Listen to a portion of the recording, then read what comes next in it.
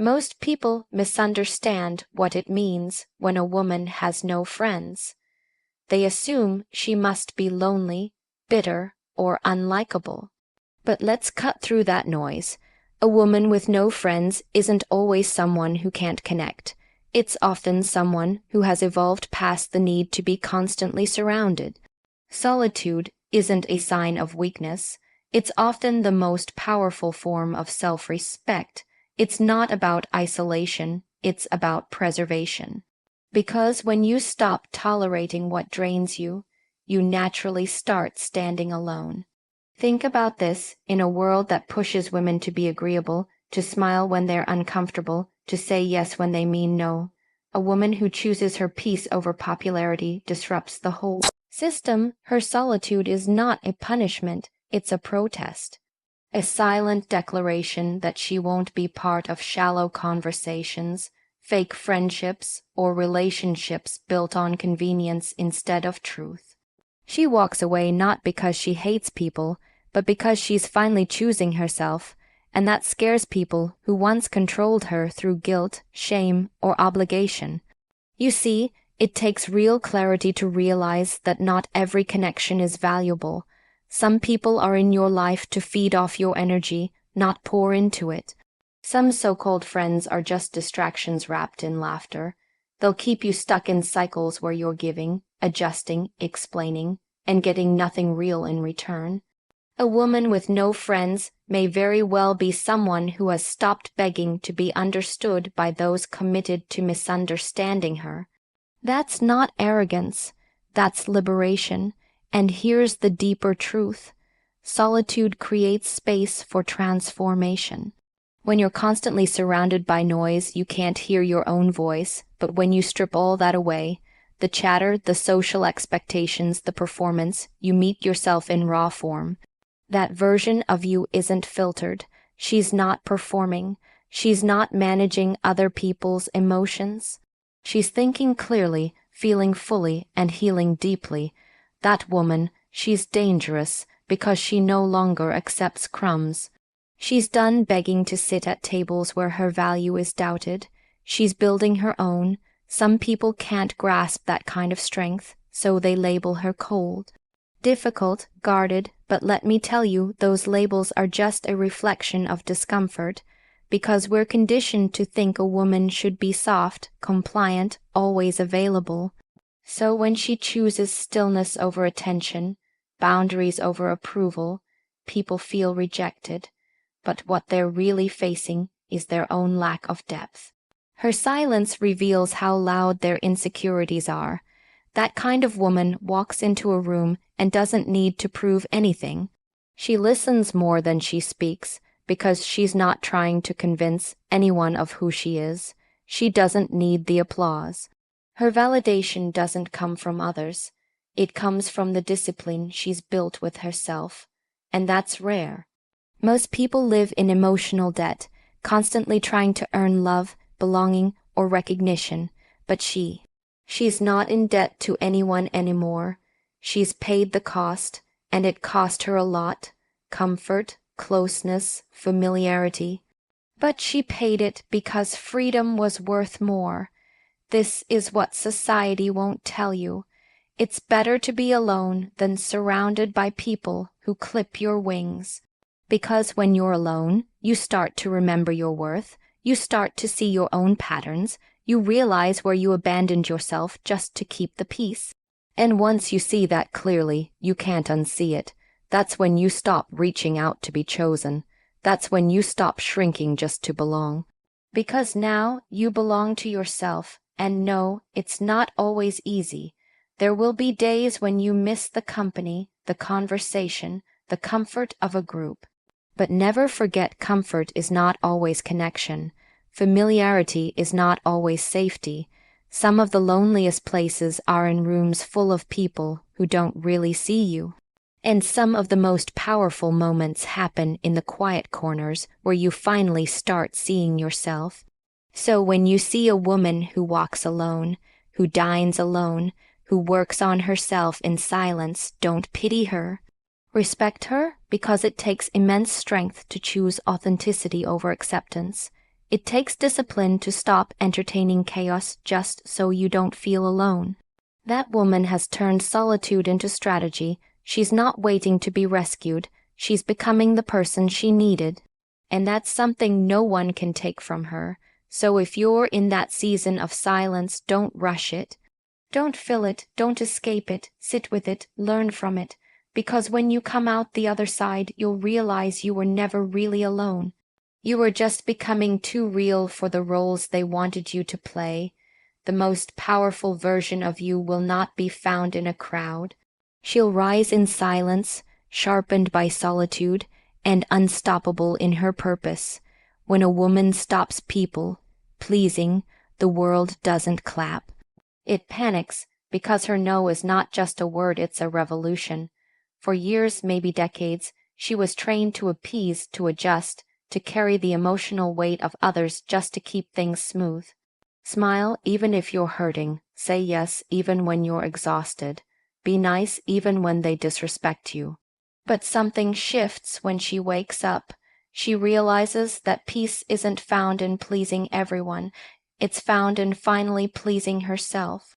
The reason people react so strongly when a woman stops catering to their comfort is simple. They were never loving her. They were using her. And when that supply is cut off, when she stops performing and starts protecting her energy, it exposes the imbalance they were benefiting from. You see, people pleasing isn't kindness, it's self-erasure, it's abandonment disguised as compassion. Because while you're making sure everyone else is okay, you're slowly disappearing, and they like that version of you. The one who's agreeable, silent, low maintenance, convenient. But the moment she stops doing that, the moment she sets a boundary or says, "I don't like that," she becomes difficult. Not because she changed, but because she's finally being honest. And truth disturbs those who have been surviving off lies. That's the psychology of control. Keep her agreeable so she won't notice how much she's sacrificing. Keep her in guilt so she'll keep giving. But when guilt stops working, when she no longer folds under pressure or bends out of habit, that's when they start labeling her as cold, selfish, or rude. And let's be very clear, there's a high cost to this kind of awakening. It's not glamorous. When a woman breaks the cycle of people pleasing, she doesn't immediately feel empowered. Often she feels isolated, misunderstood, even punished, because the very people she protected for so long are now offended by her truth. Friends distance themselves, family gets uncomfortable, partners start questioning her attitude. But what's really happening is that the system she upheld with her silence is crumbling. And systems don't collapse quietly. What most people don't understand is that people pleasing is a trauma response. It comes from environments where love was conditional, where conflict meant danger, where being yourself meant rejection.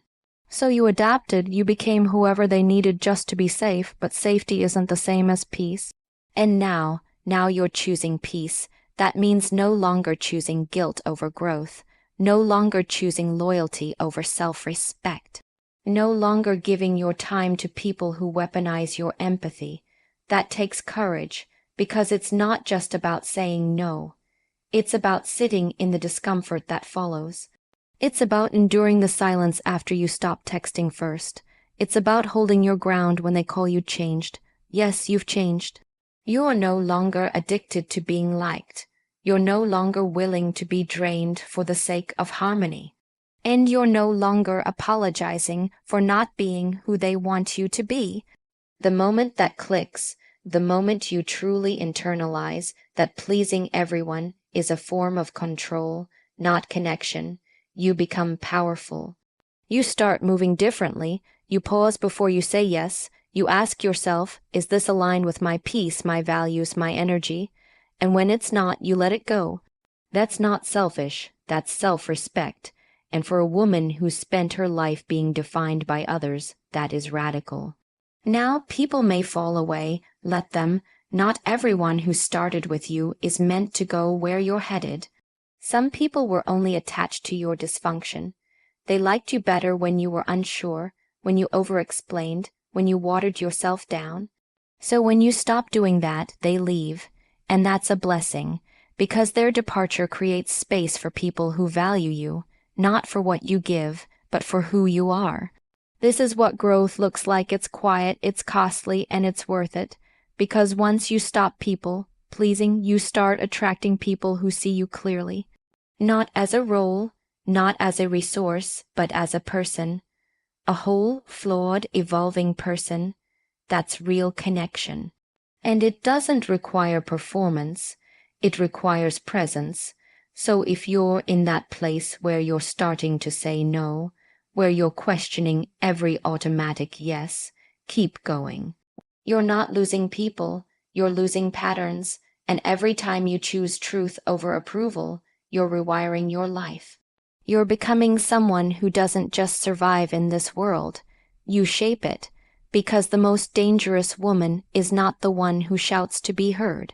It's the one who no longer needs permission to exist fully, truthfully, and without apology. When a woman begins to speak with conviction instead of softness, the room often grows quiet, not out of respect, but confusion. People aren't used to her strength. They've grown accustomed to her cushioning her words, to her voice lowering in pitch, to her filtering every thought so that no one feels challenged or uncomfortable. But what they don't realize is that softness was never her true nature. It was her survival mechanism. And when she starts speaking from her core, not from fear, everything about how she communicates changes, not because she wants power, but because she finally refuses to be diminished.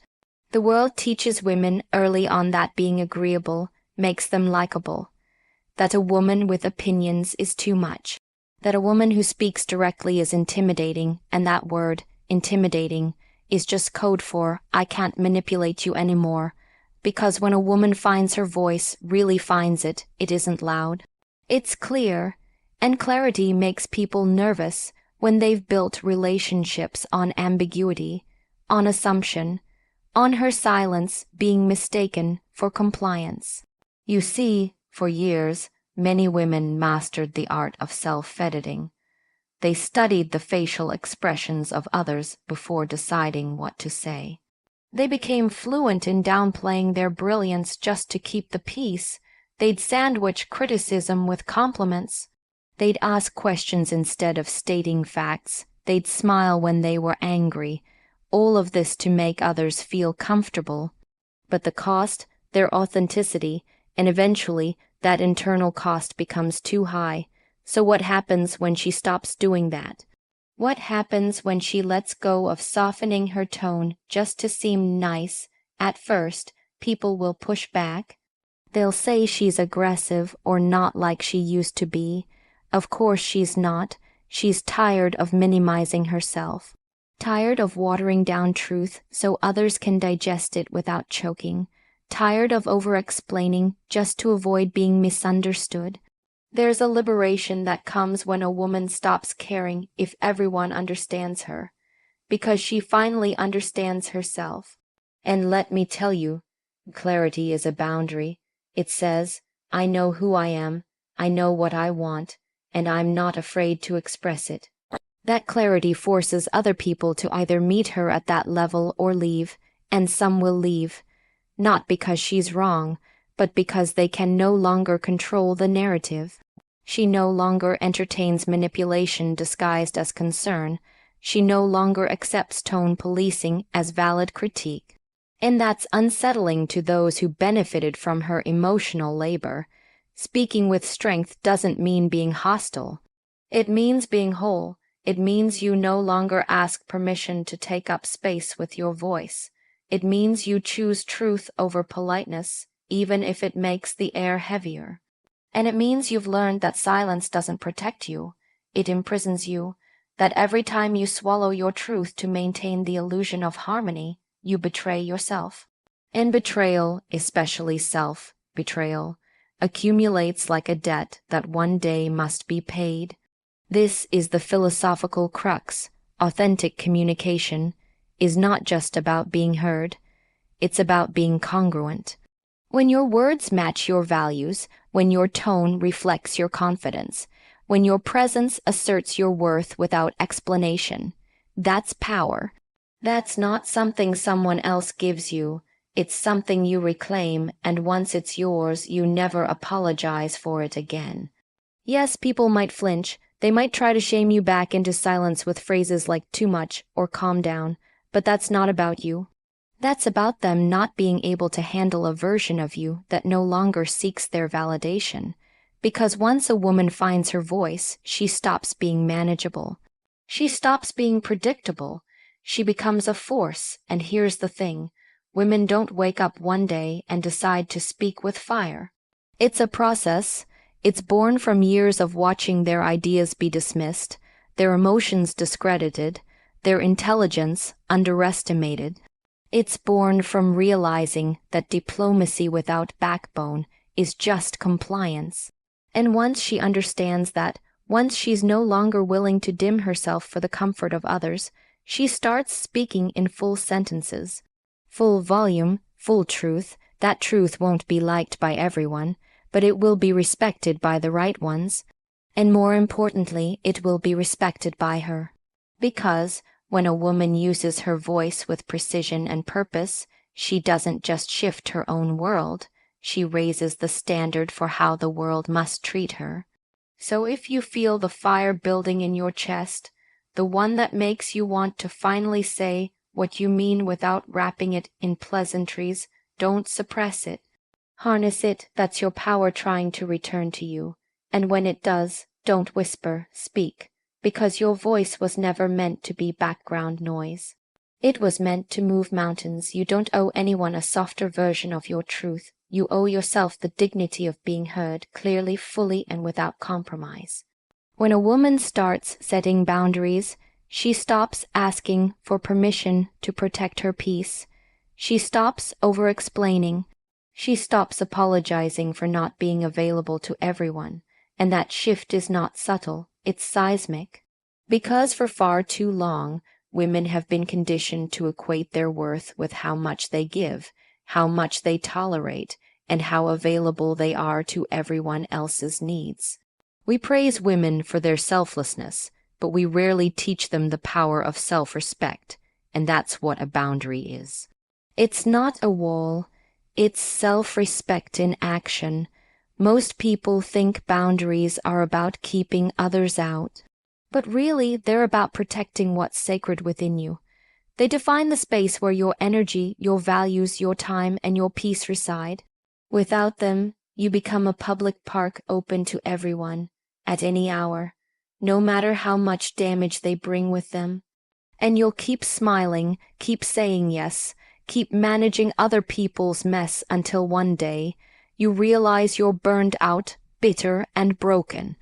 That's the cost of living without boundaries, and here's the uncomfortable truth. People who benefit from your lack of boundaries will always see your limits as betrayal. They'll say you've changed. They'll accuse you of being cold, distant, or selfish. But what they're really saying is this: you're no longer letting me exploit you, and that makes me uncomfortable. That discomfort is not your responsibility. You were not put on this earth to regulate other people's emotions at the expense of your own mental health. When a woman begins to enforce boundaries, she's often met with resistance, especially from those who are used to her silence. That resistance is a test. It's not just about whether she'll maintain the boundary. It's about whether she believes she's worth protecting in the first place. And that's where the deeper work begins, because setting boundaries isn't just about saying no. It's about understanding why you've said yes to things that depleted you in the past. It's about unlearning the belief that your value is tied to your sacrifice. We've normalized the idea that good women bend, accommodate, and endure. But endurance is not love. Endurance is what you do when something hurts, but you don't want to deal with the consequences of stopping it. And if you're constantly enduring in relationships, romantic, professional, or familial, then you're not living, you're surviving. Boundaries are the bridge between surviving and thriving. They allow you to choose yourself without guilt. They teach others how to treat you. And most importantly, they show you who actually respects you and who was just using you. Boundaries are not a threat. They are not weapons. They are clarity. They say, this is what I allow, this is what I won't tolerate, and this is where I end and you begin. That clarity is powerful because it forces alignment. People can no longer manipulate you through vagueness. They can't push past your limits with charm or pressure. They either respect your terms or they leave. And while their absence may hurt at first, what you gain is immeasurable: peace, self-trust, and room to grow. This is where philosophy meets psychology, because the moment you set a boundary, you make a philosophical statement. I believe I have inherent worth. And psychologically, that act rewires your identity. You stop seeing yourself as a fixer, a pleaser, or a martyr. You start seeing yourself as someone worthy of space, rest, and respect. And every time you enforce a boundary, that belief grows stronger. It becomes less about avoiding burnout and more about honoring your own humanity. And for women especially, this is revolutionary. Because society doesn't always applaud women who choose themselves. It applauds women who break their backs to hold everyone else together. But what if your power isn't in holding it all together? What if it's in deciding what you're no longer willing to hold? The moment you stop explaining why your boundary exists is the moment you reclaim your authority. You don't need to justify protecting your energy. You don't need to soften your no with a dozen excuses. Your peace is reason enough. Your emotional safety is reason enough. You are reason enough. You don't owe anyone endless access to you. You owe yourself a life that reflects your worth, not your wounds. Set the boundary, say the no, choose yourself clearly, unapologetically, and without hesitation. Because the world doesn't need another exhausted woman. It needs a woman who knows her worth and acts on it. When a woman chooses silence after being disrespected, it's not weakness, it's strategy. It's not passive, it's powerful. Because silence, when used with intention, is one of the most commanding forms of communication we have. We live in a world where noise is constant, where everyone rushes to defend themselves, prove their point, or retaliate. But when a woman removes her words, her energy, and her emotional investment, she sends a message so loud it doesn't need to be spoken. It says, I no longer consider you worthy of a reaction. Disrespect is not always loud. Sometimes it comes in subtle dismissals, consistent interruptions, broken promises, or the failure to acknowledge your presence. And in those moments, society often teaches women to be the bigger person, to give more chances, to stay graceful and composed even while their dignity is being quietly eroded. But that kind of emotional labor is a trap, because what it really teaches you is to tolerate harm in exchange for keeping the peace. And that is not peace, that is emotional suppression masquerading as strength. The truth is, you don't have to attend every argument you're invited to. You don't have to correct every false narrative, explain your every boundary, or beg someone to understand your worth. That's the beauty of silence. It's a firm rejection of drama, of chaos, of manipulation. It says, I have nothing to prove and you have nothing left to take. And it repositions the power dynamic in a way words never could, because when you go silent, the game ends, and you walk off the field with your power intact. A woman's silence after she's been disrespected is not emptiness, it's a recalibration. It's a signal that she has stopped negotiating with what hurts her, that she has withdrawn her energy from people and places that feed off her attention, her emotions, her reactions. And this shift confuses people who are used to controlling her through guilt, through obligation, through fear of abandonment. Suddenly, the old tactics stop working. The hooks they once used, emotional manipulation, passive aggression, guilt, tripping, hit a wall of stillness. And it unsettles them, because silence can't be argued with. It can't be baited. It holds a mirror up to people's behavior without saying a single word. Psychologically, silence forces people to confront themselves. When you remove your presence, they're left alone with the consequences of their actions.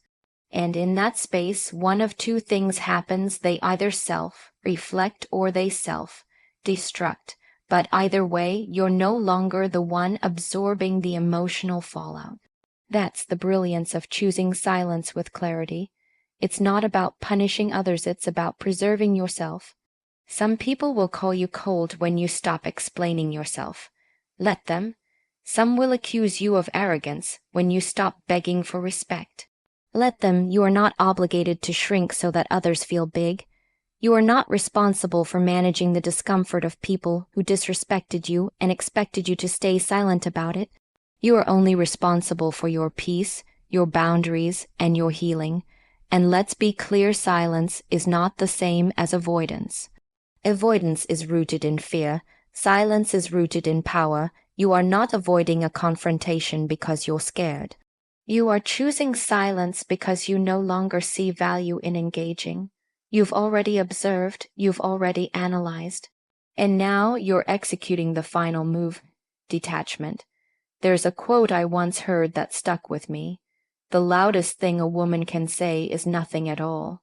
Think about that. We've been conditioned to believe that the only way to resolve conflict is through conversation, through argument, through proof. But sometimes the most profound resolution is the one where you say nothing and walk away. You remove your access. You remove your time, you remove the privilege of your presence, and you do it not out of spite, but out of self-worth. Because ultimately, silence is the sound of you choosing yourself. It's the moment you stop fighting for a seat at a table where you were never meant to be. It's the moment you stop trying to fix people who refuse to grow.